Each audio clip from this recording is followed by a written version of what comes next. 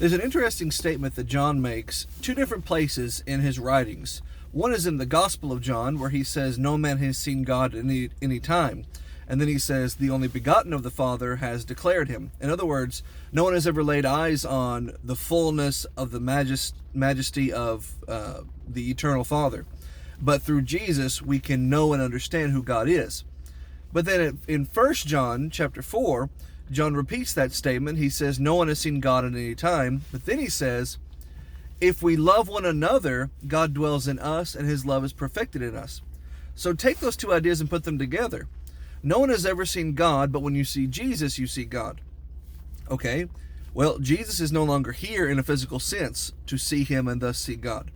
So John says, if we love one another, then God dwells in us. And what's the conclusion to draw from that? Is people will see God by seeing us. People used to see God by seeing Jesus, Christ. Well, we are Christians, and so they should see God by seeing us.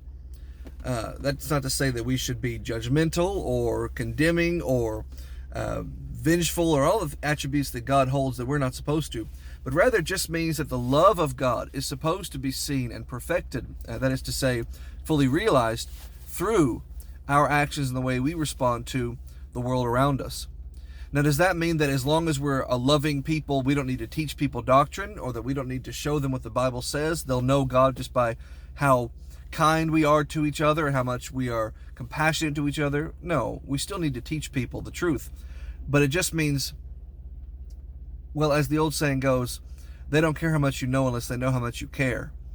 So show them love, and they'll see God in you, and then they'll come to God through what you can teach them.